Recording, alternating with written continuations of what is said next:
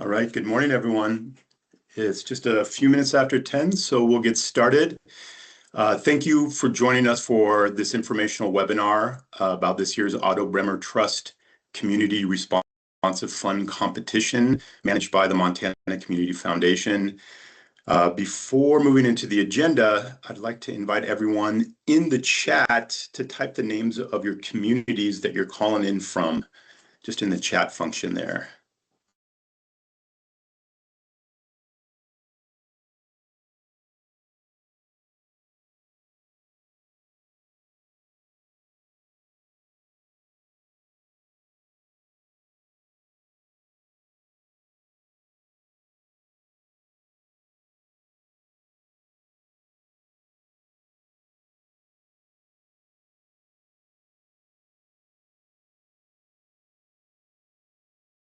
All right, thank you.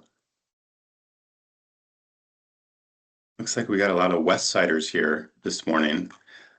Great to see all the locations people are joining us. Thank you again for joining us this morning.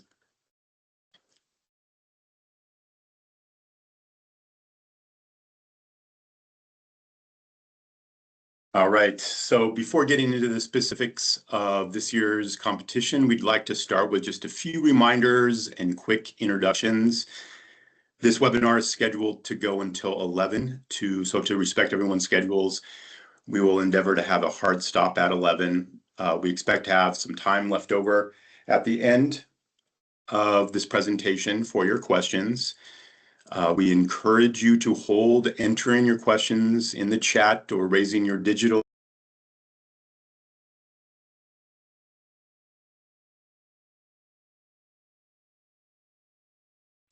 Peter, you muted yourself.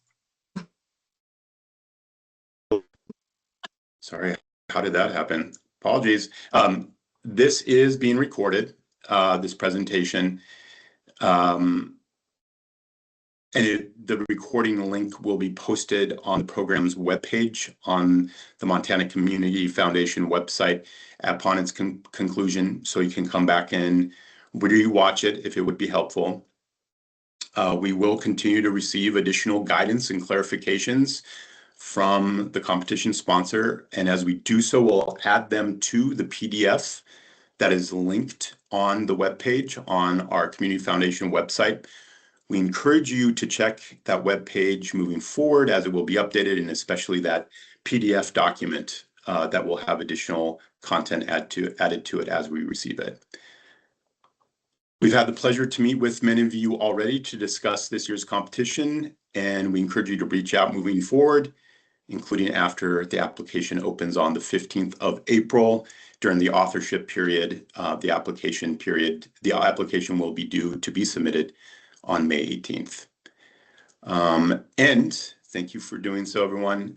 For now, please ensure your mics are muted, and we'll go on to a couple of quick introductions. My name is Peter Baker. I am the Director of Impact Programs Division at the Montana Community Foundation. The team I work with here has the honor to administer a suite of initiatives in the forms of grants, scholarships, and convenings and other offerings to help address Montana's pressing challenges. Our work is supported by the generosity of our donors, including the Otto Bremer Trust and the engagement of colleagues like you. So thank you very much for joining us today. And I will hand it over to my colleague, Sarah Varley. Sarah. Good morning, everyone. I'm Sarah Varley. I've been with Montana Community Foundation for just over a year now.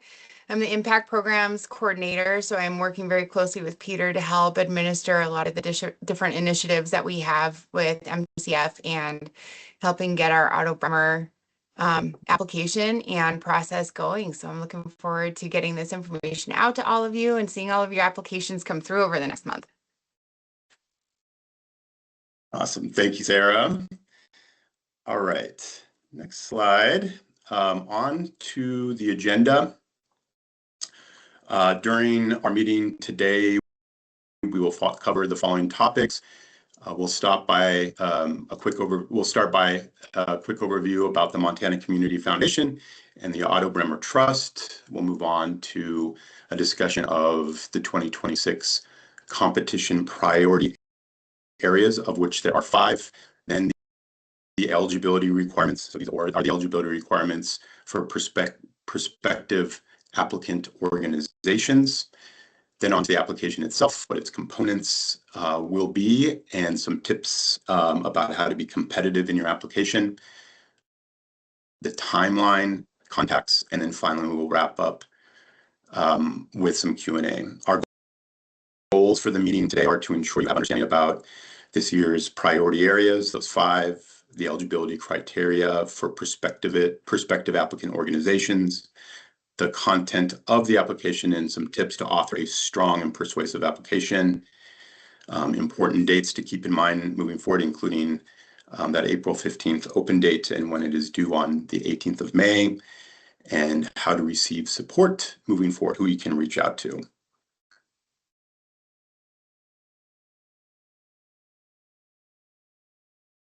All right, to kick things off, we'd like to quickly introduce the Montana Community Foundation, which has the honor to serve as the implementing partner for the Competitive Responsive Fund competition and the sponsor, the Otto Bremer Trust. So the Montana Community Foundation was established in 1988, and its mission is to cultivate a culture of giving so Montana communities can flourish. The Otto Bremer Trust was established in 1944 by Otto Bremer. The trust is committed to ensuring its assets are put to work to support a better quality of life for people in the region it serves, and it works in 4 states, Minnesota, Montana, North Dakota, and Wisconsin. The foundation has partnered with the trust since 2024 to support communities across Montana through responsive, impact-driven grant making. The foundation administers the Community Responsive Fund program in alignment with the priorities, eligibility requirements, and criteria established by the trust's trustees. So those 5 priorities areas, for example, are designated by the trust.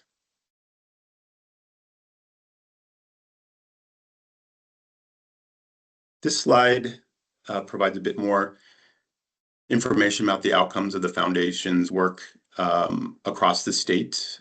And our work is powered by collaboration with donors, organizations, and applicants. So thank you again for engaging with us. In the map, you can see where we are working across the state in the form of grants, scholarships, annual endowment distributions, and there are a few metrics in the lower right-hand corner, some outcomes that you can see from our work as well.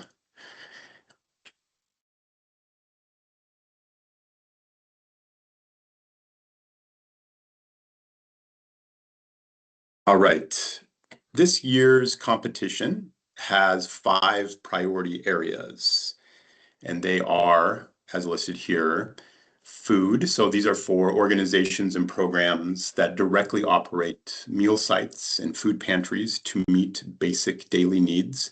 Please note as we go along, we'll talk about this a little bit more detail as we go forward, including about these priority areas. The second priority area is shelter. And this is for organizations and programs that provide short-term and emergency shelter beds for people who are housing insecure or facing homelessness. The third is low-income health clinics, organizations and programs that primarily provide affordable medical, dental, and mental health services to people with limited financial resources who are both uninsured and underinsured. Fourth, disability services, organizations and programs that support people with physical and cognitive disabilities. And finally, school-based mental health. These are organizations and programs that have established school-based mental health services. And as mentioned before, please remember that the framing of this year's competition, including these priority areas, were established by the trust and its trustees. All right, this slide is intended to drill a bit deeper into the priority areas to give a bit of a top-line guidance about each area and points of consideration to determine your eligibility as an organization and your competitiveness. I'd like to call your attention to the sentence at the top of this slide. It should be regarded as a primary consideration when determining your organization's eligibility when applying for this grant. That is, the support offered should achieve direct support to individuals grappling with challenges related to the respective priority area. We will get into additional eligibility considerations in the upcoming slides, but wanted to provide a bit of guidance about these priority areas again. And please note that there are additional points of consideration in addition to what's listed here, but hopefully this is a good start and some good top-line guidance about each one of those 5 areas. So starting at the top, please remember that irregardless of which priority area, the emphasis with the program and with these grants is to provide support to programs and direct services that align with a respective focus area. So direct services that can be delivered to people in need quickly who are affected by challenges related to these priority areas. When it comes to food, a few things to keep in mind. Large region and statewide food bank activities are not eligible. Large-scale food storage and distribution center activities that primarily function to supply food to other local organizations are not eligible. Church-provided services are eligible. So if you are a church or working with a church to provide those services, please keep in mind that's an eligibility. There's an asterisk there. I will come back to that in a second. Healthcare.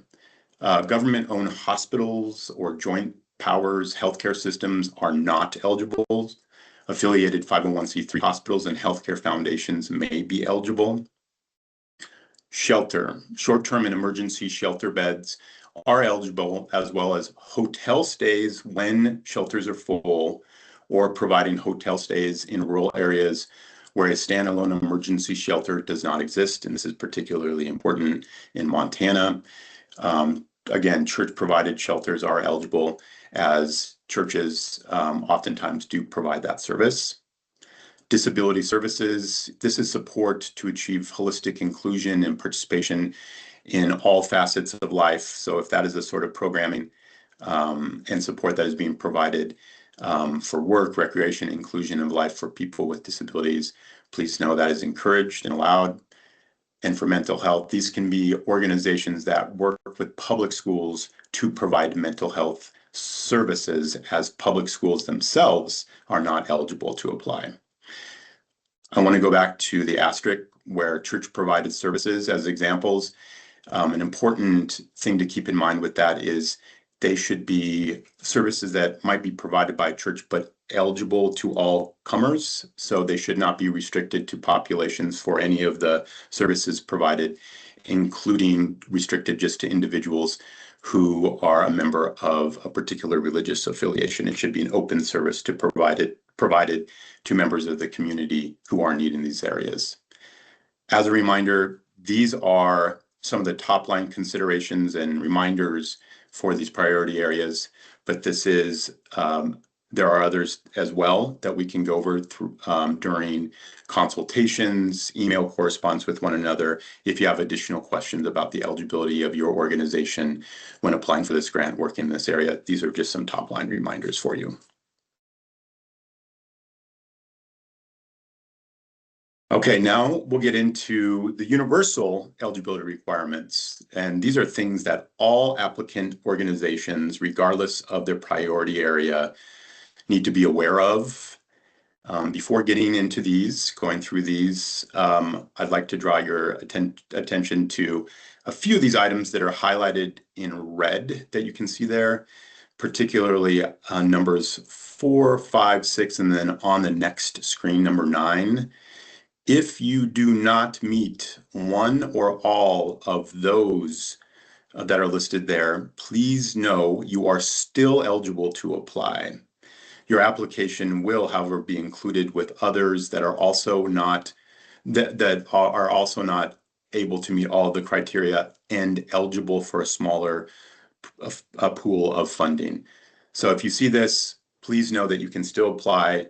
If the item is highlighted in red and you do not satisfy it, you'll just be grouped with other applicants that also do not satisfy all these requirements and eligible for a smaller pool of funding.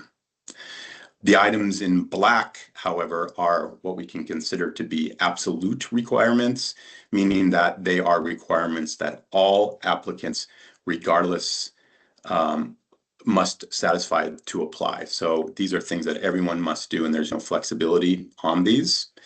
So going through these very quickly, obviously the first one is alignment to one of the five focus areas, the priority areas that we just went through. Absolute requirement. Second one, the beneficiaries of the grants must reside in Montana. So those are the individuals that will be receiving support from your work. Those beneficiaries, they must reside in Montana. The organization must have a 501c3 determination from the IRS. Government entities, including public schools, are not eligible. I mentioned that a little bit in the previous slide. And non-public schools are, however, eligible. Now, the fourth one is where we get into these four that I mentioned before. The organization must have at least 5 years of successful operations during which they have continuously held 501c3 status. Again, if you have not satisfied that for 5 years, then you still have eligibility to apply, but you do need to have a 501c3 status. You have flexibility if you haven't had it for 5 years to be eligible for that smaller pot of funding.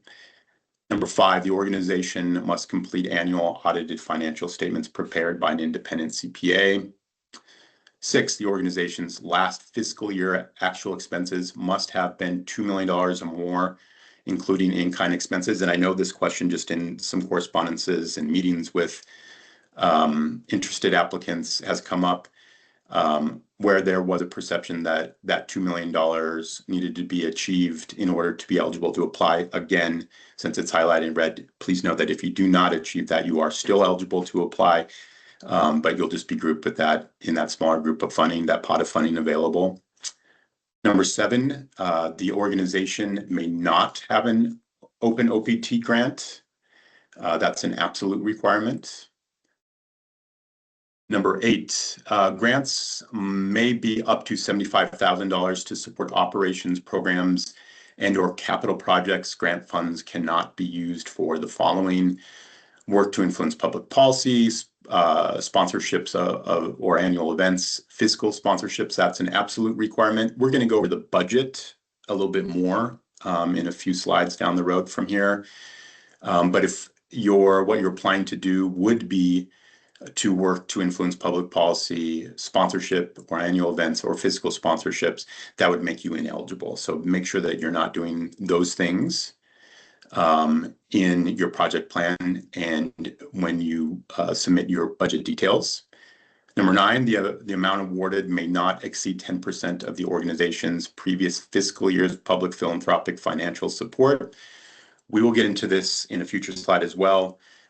There will be some flexibility to exceed that 10%. And if you do that, if that's what you request, then you'll be grouped with the other applicants for that small group of funding. And finally, number 10, no more than 10% of grant funds may be used for administrative expenses. The bulk of the grant fund must be used for direct services, so 90% for direct services. And we're going to go over the detail of the budget in a dedicated slide moving forward. So these last 2 slides to keep in mind, these are the eligibility requirements that you must satisfy and the flexibility for those items highlighted in red.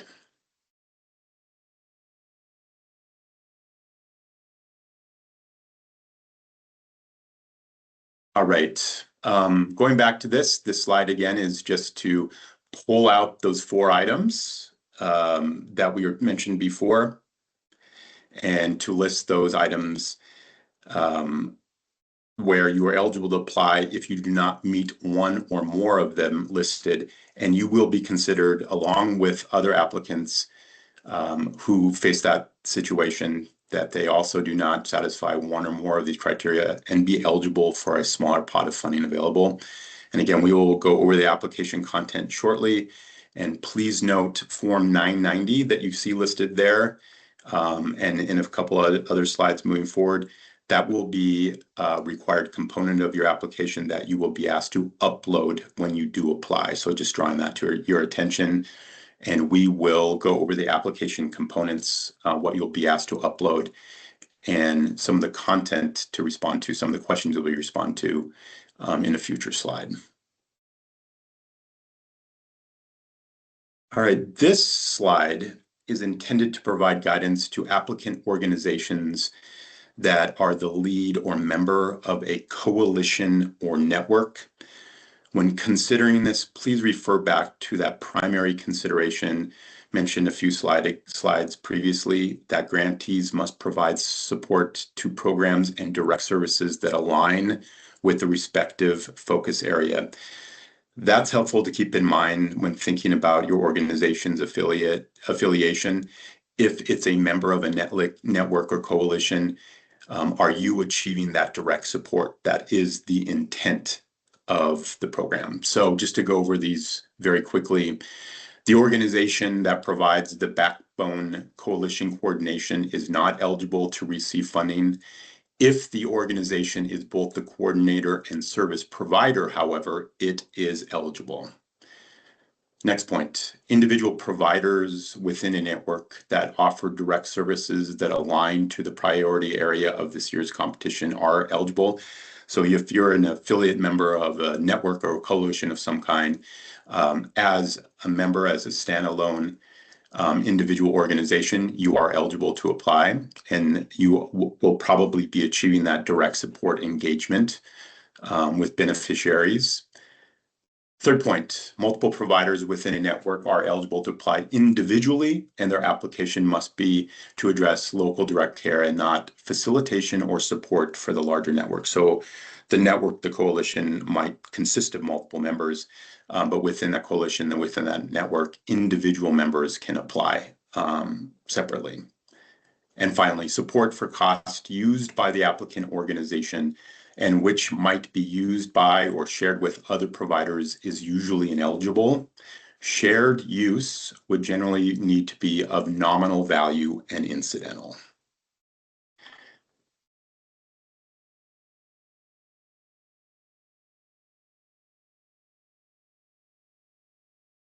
All right, this slide will go over the budget components that I referenced a little bit earlier. So when thinking of putting together your budget, here are a few points of guidance to keep in mind.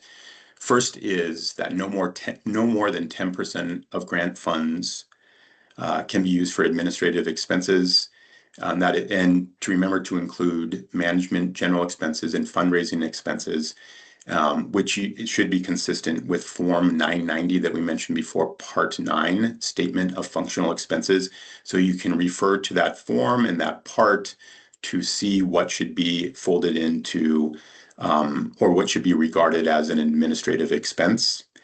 90%, the vast majority of the funding that you're requesting in your application must be for programs and direct services that align with the focus area. Focus on those activities that achieve immediate, quick, and tangible assistance to individuals in need in the respective area. So that is obviously the primary focus. Down below in that pink box, we talked about this a little bit in one of the eligibility requirement slides. Grants may be up to $75,000 to support operations, programming, and/or capital projects. Grant funds cannot be used for the following. Again, just to reiterate this, work to influence public policy, sponsorships or annual events, or fiscal sponsorships. So operations, programming, capital projects, that could fold into that 90%, the vast majority of the funding that you'd be requesting for your grant.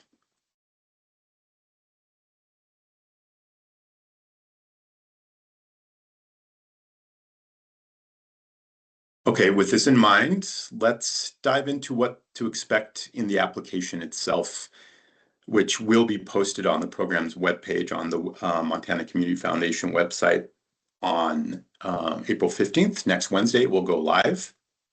The application system is very straightforward, and the fields will consist of open responses and options to upload documents. So going through these again, this is what you should expect to respond to. First, your budget that we've been discussing a little bit, going over. that range from 10,000 to 75,000. So you will be asked to provide your budget information and a budget narrative. But requested budget can support operations aligned to the focus area and project costs. So when thinking of that, go back to that previous slide that we discussed the budget when you're crafting it, and we can always have consultations when you're putting together a budget to make sure it's compliant with that 10%, 90% rule that we went over before. There will be some eligibility questions, and those are those 10 eligibility items that I went over in the previous slide, including those 4 that are that have flexibility where if you don't achieve them, you can still be considered for an application. You'll be asked to provide responses about your eligibility and your compliance with those things. So that will be the first thing you encounter, kind of an eligibility quiz at the beginning of the application. You'll be asked to upload some documents, and those documents will include organizational chart or staffing structure, and then organizational operating budget demonstrating actual expenses of $2 million. So if you are saying that you achieve that $2 million threshold to be eligible for the larger pot of funding, that's why this is required, so that we know where to group you for that larger pot of funding if you meet or exceed that $2 million or do not. The most recent 990 form again, which was mentioned previously. And then there will be some narrative response options with some prompts for you to talk about the need and your ability to achieve that need as well. So let's talk about that a little bit more, those narrative responses.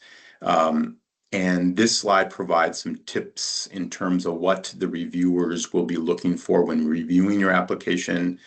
These are considerations to emphasize, especially in those narrative responses.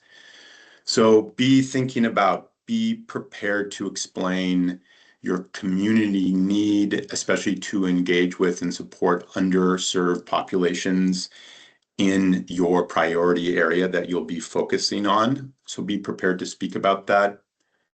Be prepared to speak about the story of your organization. What are some indicators of your effectiveness? And also be able to explain your understanding of and connection to your community. That can include things like mention of community partners that you work with extensively to do your work. That just demonstrates that good groundedness connection with the community where you are. Be ready to explain the reasonableness of your request to achieve the intended impact. And then finally, of course, alignment to priority area, one of those 5 areas.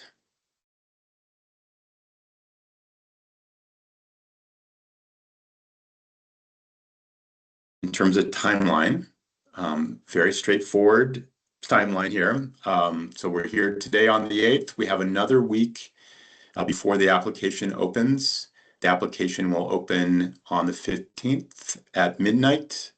It will close at the end of the day at 11:59 on May 18th.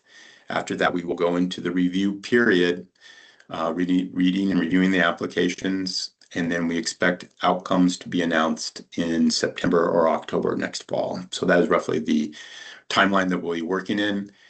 And again, at any point during this period, until the applications are due on the 18th, reach out to us for consultations, thought partners, to ask questions for clarifications, whatever it might be. Our contact information is there at the bottom. And we're also on the Community Foundation's website, so you can find us there as well. Try to be very responsive and accessible, so please reach out. Love to hop on a call for a consultation per your need.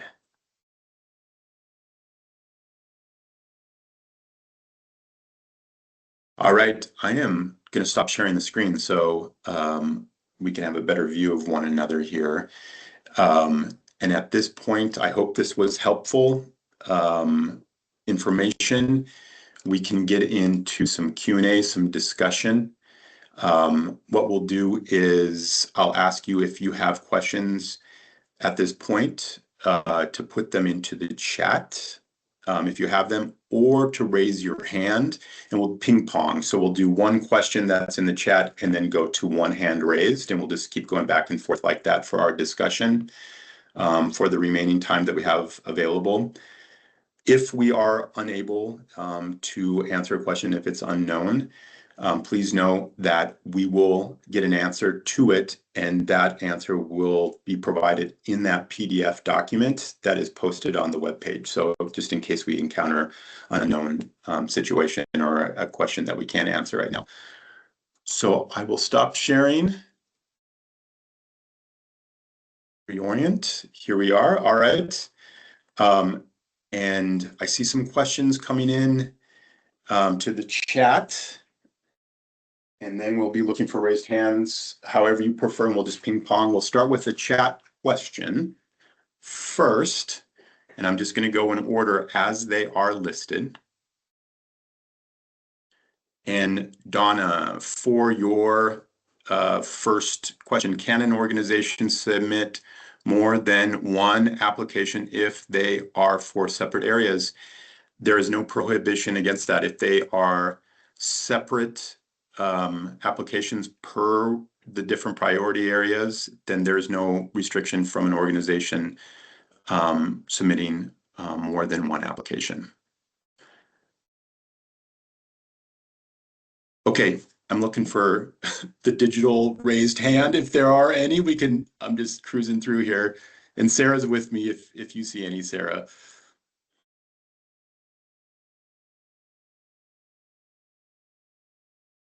I think we're good to move with the chat so far. All right, we'll just keep cruising this way. Yep. All right, Tyler, if our 990 for this year has not yet been filed, what is the most recent required 990 to be eligible? Tyler, I'm wondering about that when it is, if you get it filed before the May 18th deadline, then maybe hold until it is filed and then get your application submitted before the deadline. Of course, I don't know if that will be achieved on your end. Okay, it sounds like it will. But if you run into the situation where it still has not been filed, then my recommendation would be to reach out to us, and then we can give that guidance. We would have to ask if it's permissible to say that it's in process for you to get it filed, and if it's okay for you to submit the previous year's ones. But just let's work towards seeing if we can get the one for this year filed before the 18th, and then just upload that with your application.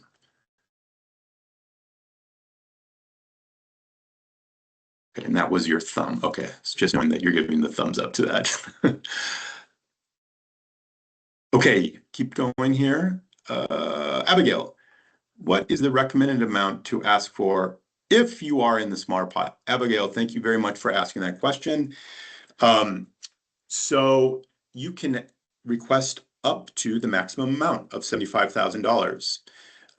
So if you exceed that 10% rule of public philanthropic support in your requested amount, if the requested amount exceeds that 10% of public philanthropic support, then you will be grouped with this in the smaller pot of eligible awards. But you can. So let's say that your total public philanthropic support is $200,000 and you request $75,000 to the max amount, which is obviously more than 10%. That is allowable. Just know if you do that, you will be in that group with that smaller allowable pot of funding that is available. Does that answer your question, Abigail? And anyone, as we're going along, unmute too if I'm asking questions. I do love a digital thumbs up, but. I have a question more about that, if that's okay. Hey, Gretchen, is that you? Yes. Yeah, go right ahead. Because I kind of asked the same question going down. So we fall into that, we're under a $2 million budget. So we would fall into the smaller pot. We did receive funding from you guys years ago. We are food access. is there a recommendation? Like, say we do apply, our budget is close to $1 million, so we could apply for the full 75,000. But say we did that, and would you give up, like, some organizations will say, okay, well, we can't give them that much, so we're not going to give them a grant, or they would give them, okay, we want to grant you, but we're only going to give you $20,000. Like, what's the approach to that? Because I'd rather ask for 20,000 than if I would get that, but obviously we could use the full 75,000. So does that make sense what I'm asking? It does. And the review criteria, the methodology to make that decision is based upon the strength of the application. And so your articulation of need and your ability to apply what you're requesting, if it's up to $75,000 in an effective way. So that's what we're looking for. And that is how the decision for the recommended award will be made from us to the Otto Bremer Trust. So we go through our review process internally, and then we send our recommendations over for final sign off to Otto Bremer. But we're looking at it is the strength of your application, the articulation of need, and for you to explain how you would apply those funds if you were to receive them. So strength of application is how we are looking at this primarily. Okay, thanks. You're welcome. You can disregard, there's another question similar below. Okay, thank you. All right, scrolling down. Emma, can you go back to the slide that talks about the public philanthropic support contributions definition? I didn't get a chance to see it. Yeah, let me pull that up real quick here.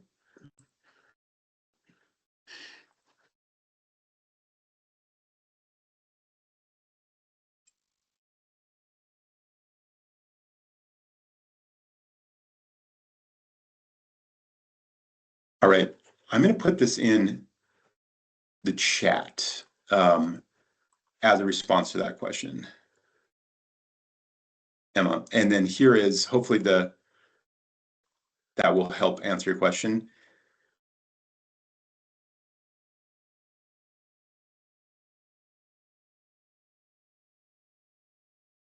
Just making sure that went through okay.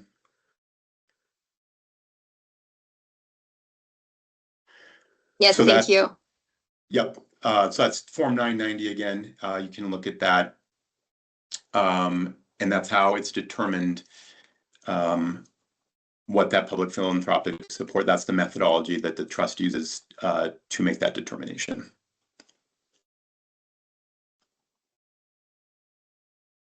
All right, Brooke, if we are part of that group that doesn't meet all of the red requirements, do you have any direction about the size of that smaller pool of money and how that should affect the amount that we request? So this kind of goes back yeah, you kind of answered that for me already, so I appreciate it. Okay, no problem. Gretchen, we spoke about your question there.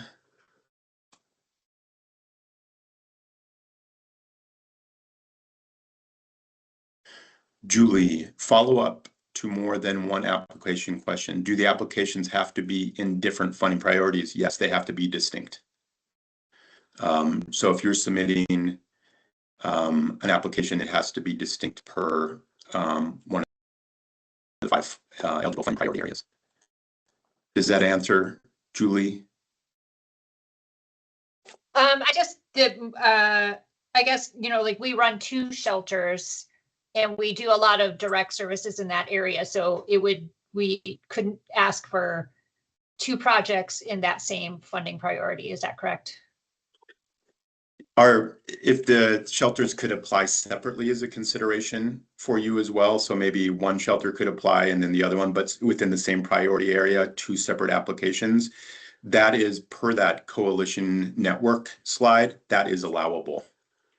So if they could apply separately as 2 separate organizations, no, you can't. Okay, then one application as a network, but again, the funding would have to go, if it is going to the 2 different members of your coalition network, the funding and the support provided would have to go to that direct service provided by those two organizations. We're not a coalition. We are our own organization. Okay. So, okay. Yeah, we just have 2 shelters in our building. We provide programming as one organization. Okay.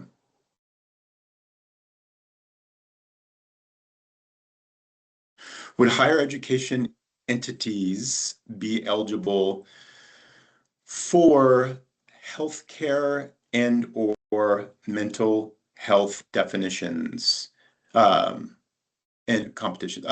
My understanding is that, like public schools, that is the same rule as public schools. The foundation, however, at a higher education institution could possibly be eligible to apply. But the higher education institution itself, like a public school, could not. That's one of the things to provide additional guidance about. And Alana, that is one of the questions that is a flag to me that I'm doing right now, is I'm taking your question, and to get a definitive answer about that, I'm going to post it in that linked PDF document as an answer. And how, if you're working as a unit at a higher education institution, if you could apply as an entity of the higher education institution, but what would be a way forward for you to apply for the grant. So let me put that in that linked PDF, and then I will also email you when I get that answer with that guidance, the best way that you can apply. Thank you. I appreciate it. You're welcome.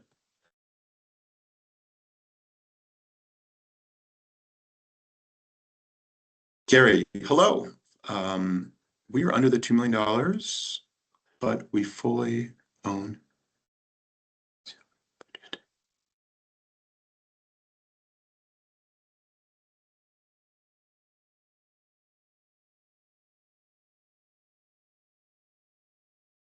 Okay, Carrie, that is another one of those questions that I will email you back directly with a response.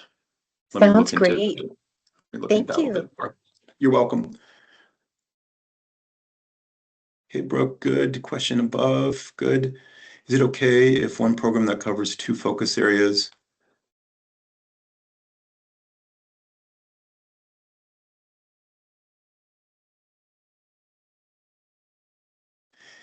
the definitions that we have for the priority areas are those that were provided and posted on the webpage as well. And Abigail, if those definitions and the information on the webpage are not sufficiently clear to answer this question, which of the priority areas you should apply for, please let me know. Describe your work a little bit more. Well, I guess I'm saying if your program overlaps those 2 focus areas, are you allowed to articulate that, or should you focus on just one? So what I'm thinking of is our program is we cater to the life skill kiddos in the Billings Public School that have significant learning disabilities, right? So they're really struggling just because they're neurodiverse. On the flip side, there are kids that go through our program that we support through the Billings Public School system that are what they quote unquote, I can't believe they still use this word, emotionally disturbed, which would then fall into the mental health bucket. So I'm just wondering, do we write a grant for each of those buckets, or to get, like, can we have 2 focus areas? And I guess it dovetails into another question, like quantity of constituents, right? So we're not a shelter. We don't, have different people coming through. Not that you guys do that, but I'm just saying we don't have a critical mass number. We go deep, with a small number instead of wide with a big number. And I'm wondering how the foundation feels about that, or the trust looks at that. So my recommendation about your application, kind of the first part of the question, would be to think about, from what you described, would be the priority area based upon the definitions provided that you mostly focus in terms of your work. And Okay. that would be the application, that would be the priority area for your application. So one priority area for your application, but and we can talk it out a little bit. Like, here's the work that we do. Which one do you think would be the one that we align with most? It might be a mix, like you're saying, 70-30 Right. based upon it, but let's find the one that you fit in most for your work, and it would be one priority area for your application. And then the other part of your question, kind of a principle that we talked about before during the presentation when I was bringing up kind of church provided services. It is the idea of open care services. So it can't be exclusionary to an individual based upon maybe an affiliation, including their ability to pay for the services. It should be open and accessible services. So if you are still achieving that, and the number of individuals that you're providing care for might be smaller, or based upon perception of scale, that's okay, but it needs to be open, that you're open to provide services. So I would just be ready to talk about that. This is how we achieve that openness to and direct care that we're providing to individuals to be responsive. Thank you. You're welcome.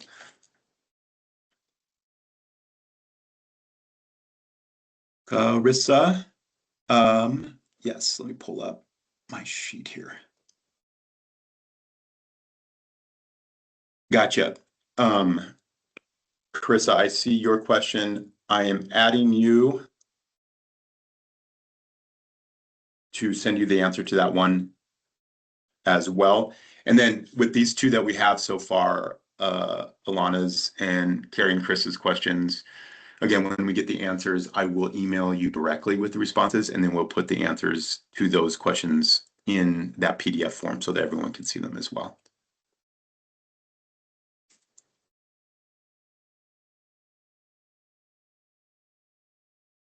Am I at the end? It looks like that's the end of, okay. Any more? Thank you. Please, you're welcome. And I'm just looking for hands. I'm not seeing any raised hands. Here is my email address.